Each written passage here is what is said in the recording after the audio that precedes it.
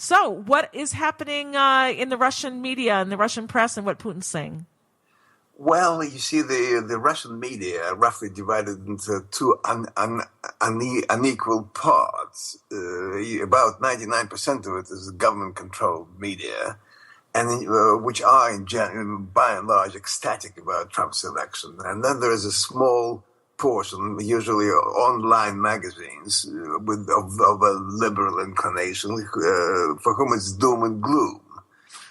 And, Putin clearly, from the word go, has pushed all his chips into the middle of Trump's table and supported his candidature wholeheartedly, whereas Trump, of course, reciprocated by referring to Putin as a great leader and by hinting at the possibility of some kind of a pact between the two, dividing the world into spheres of influence.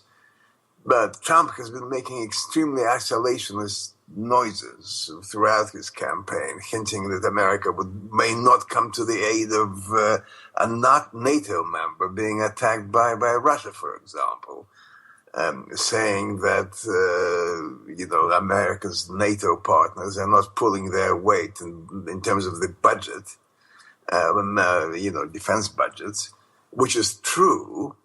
But I hope he doesn't believe that that's sufficient reason not to fulfill Article 5 of the NATO Charter that calls which says that the attack on one member is an attack on all. He also said many times that he would be in favor of dropping the sanctions on Russia, and he certainly made it clear that he wouldn't come to the Ukraine's aid in case of a full frontal Russian attack.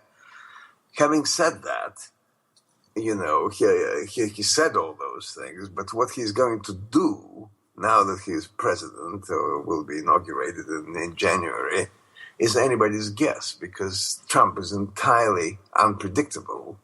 It's also true that he has tremendous business links with Russia. For example, his son, Don, said not so long ago that Russians make up a pretty disproportionate cross-section of a lot of our assets.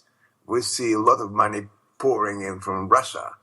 Now, I'm not convinced that Trump's experience and inclinations, because of them, he's capable of looking beyond his business interests or of considering foreign policy in any other than mercantile terms, which is where his manifest contempt for collective security underpinned by NATO comes from.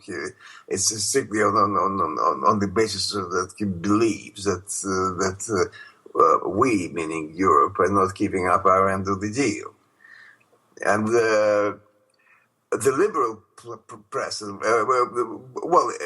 this is reflected, by the way, of course, Putin, as many dictators, uses mouthpieces. He has his own Goebbelses, as it were. Mm-hmm. And they all have been saying awful things in the run-up to the election. For example, Dmitry Kisilov, who runs the most influential TV show, talk show on Russia 1, said that, and on all his other Putin mouthpieces have been saying that the choice between Trump and Clinton is one between peace and nuclear war. And so which one is which, just to make it clear for our audience? Which one? That Clinton would have, the election of Hillary Clinton would have meant a nuclear war, whereas Trump is a factor of peace. Then Let me ask you this, though. There's a lot of friction since Obama came into office between Russia and the United States. We didn't see that before the last decade or so. And there's was all sorts of accusations from Hillary's camp that her emails were hacked by the Russians, and the Russians are helping Trump. Has this made any impression, being accused of maybe rightfully so being accused? I don't know. Nobody knows, really. But have the Russians talked about that, being blamed for that? Well, they talk about it and they did not deny it. However, I mean, it's absolutely clear that they've been doing everything they could. For example, they've been drip feeding Assange's revelations, depending on how the campaign was going. Mm-hmm. They were also using their bombing campaign in Syria to punctuate Trump's messages at critical points. For example, when it suited Trump's campaign to say to make peaceful noises, they would stop their bombing, and vice versa. Mm-hmm. And in fact, yesterday, Michael McFaul, who's actually Hillary's man, but he is a former U.S. ambassador to Russia, tweeted a sardonic sour grapes message to that effect, saying, "Putin intervened in our elections and succeeded. Молодец," which was the Russian for "well done." So that Putin was trying to do everything he could to help Trump's campaign is absolutely beyond doubt.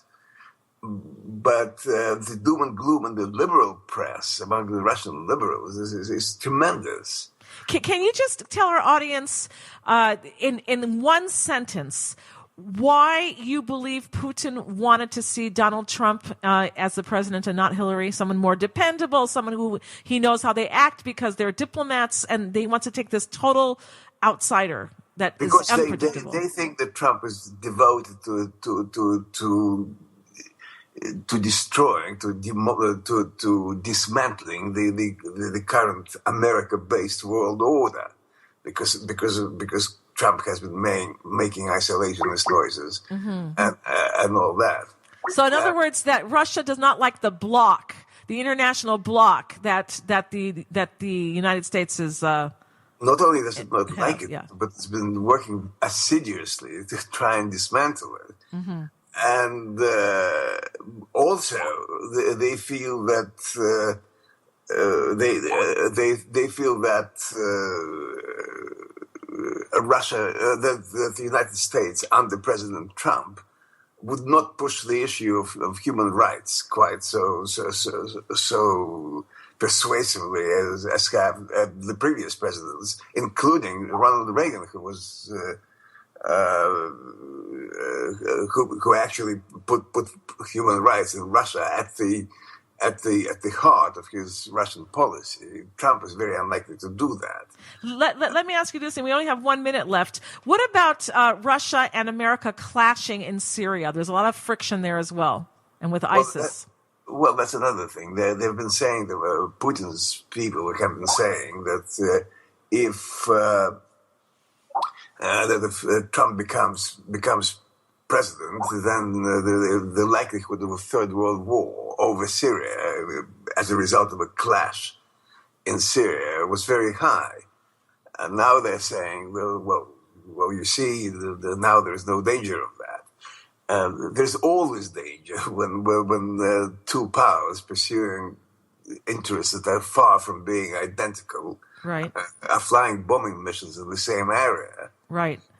So let me ask you this: do you see Donald Trump and Vladimir Putin being friends, or friends as much as they could be friends as being leaders of totally different countries? Do you think that they're going to get along together and be able to work together and cooperate together? Or do you see them as clashing and friction?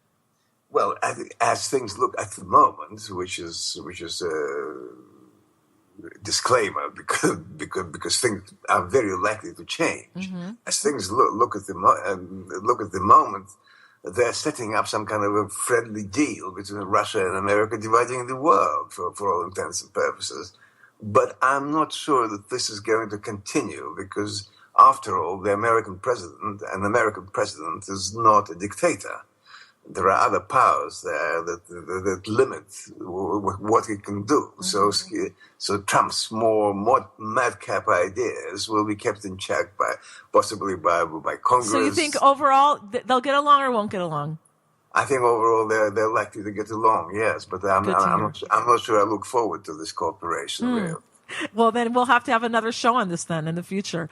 All right. Alexander Boot, again, you can visit his website at alexanderboot.com. Can't be easier than that. And check out his latest book entitled Democracy as a Neocon Trick.